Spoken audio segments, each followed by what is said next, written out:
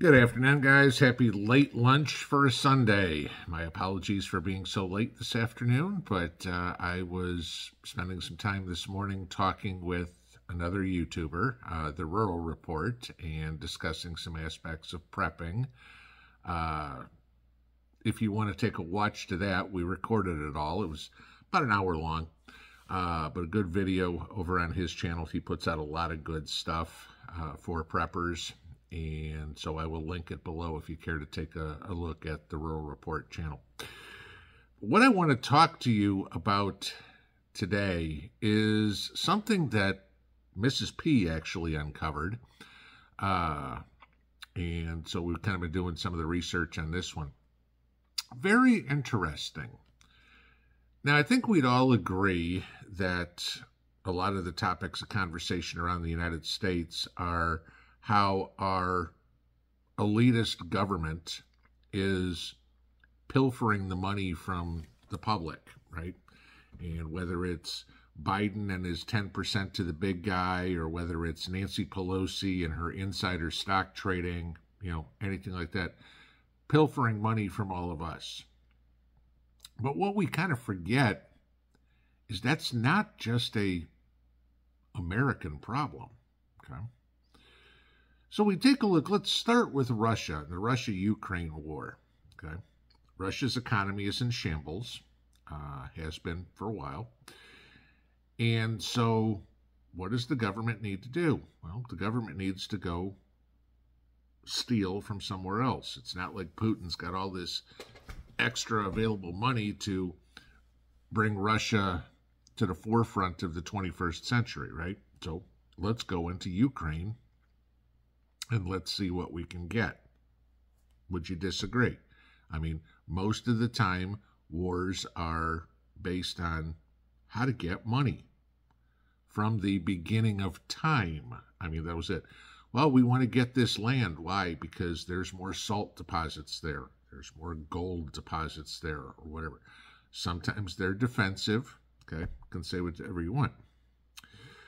But let's take a look at the war in Israel right now and what's going on.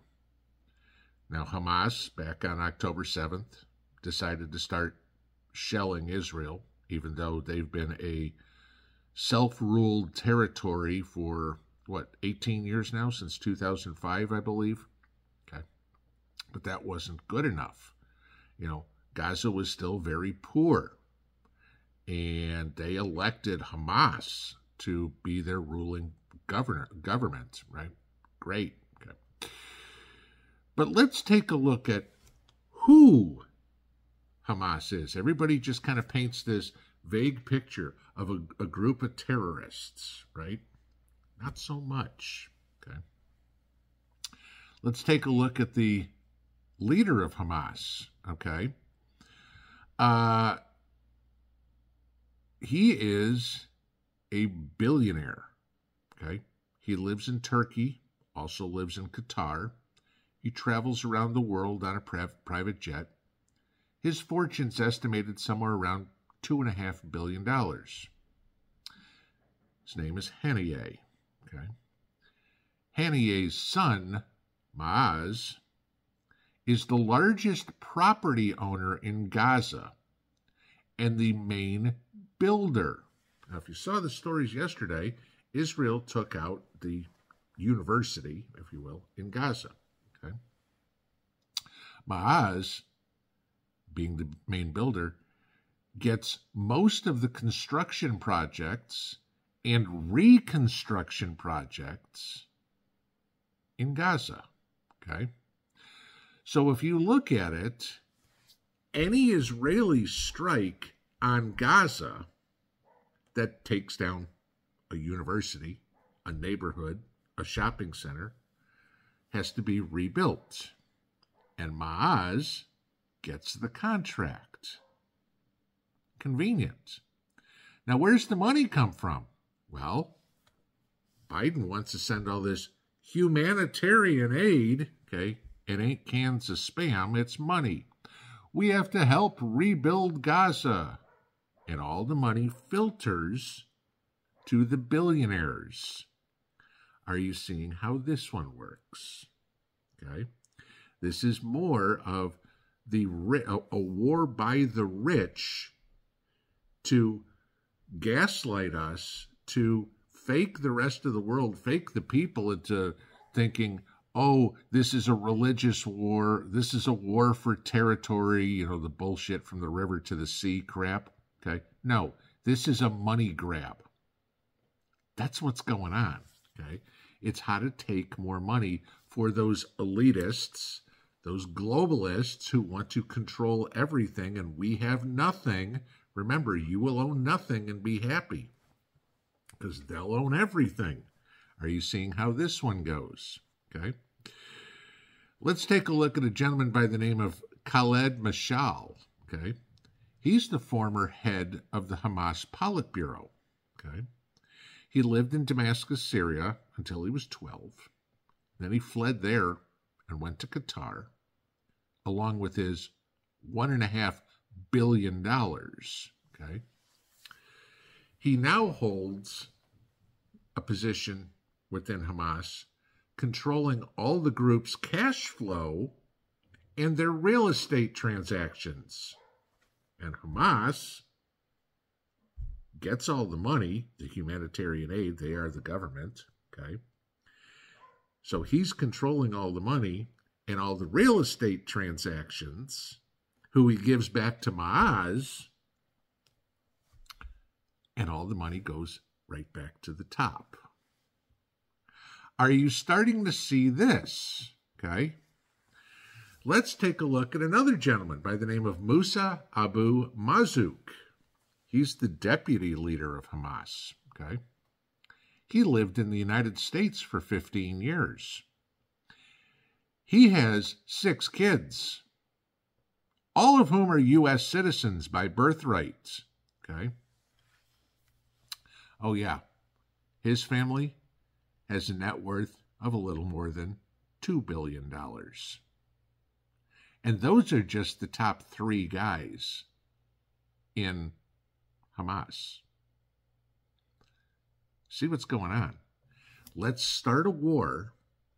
Let's get a whole bunch of people sympathizing with us, Rashida Tlaib, or all the idiots that were at the White House yesterday, or anything, screaming that the governments around the world have to help Gaza, right? Okay. I'll give you this question.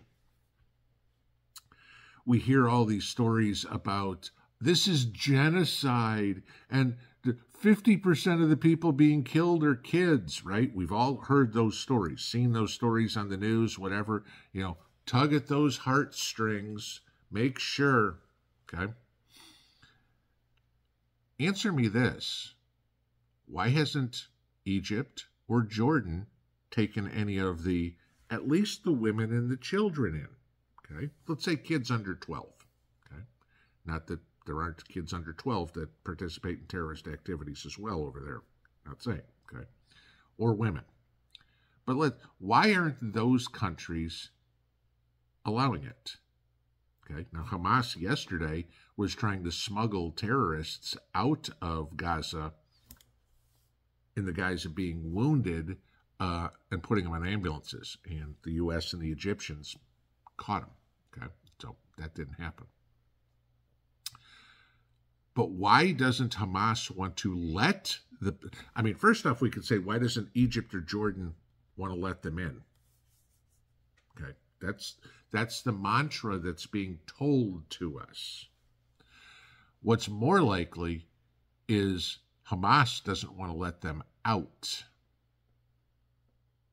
Why would Hamas want their people killed? Think about it. If there aren't women and children getting killed in Gaza, how much sympathy do they get from the rest of the world to try to paint the Israelis out to be the bad guys? They're doing a really good job on the PR here, guys. They're doing a really good job to fleece the world for more money. And, oh, gee, all these women and kids are getting killed. Oh, it was a school. Oh, it was a hospital. Yeah, where they're putting their headquarters anyway because they want to use babies as shields. Okay, But, oh my God, they killed kids, they killed women.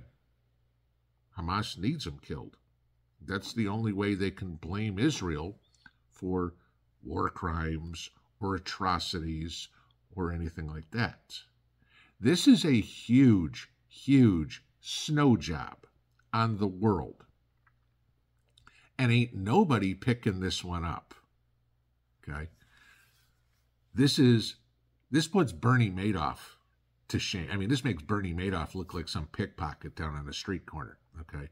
These guys are going after hundreds of millions or billions of dollars by starting something and then blaming somebody else, and the media and the airheads that are running most of the countries around the world are falling for it hook, line, and sinker, or they're part and parcel part of it, because we all know that the Justin Trudeaus and the Joe Bidens and the Olaf Scholz and the Emmanuel Macrons and certainly the Klaus Schwabs all want this to happen. They want a billionaire, trillionaire class and a bunch of plebes. And this war is exactly how they are snowing us. There's so many ways that they can pass this off. It's a war for territory. It's a holy war. No. It's grand larceny on a worldwide scale. Pinball out.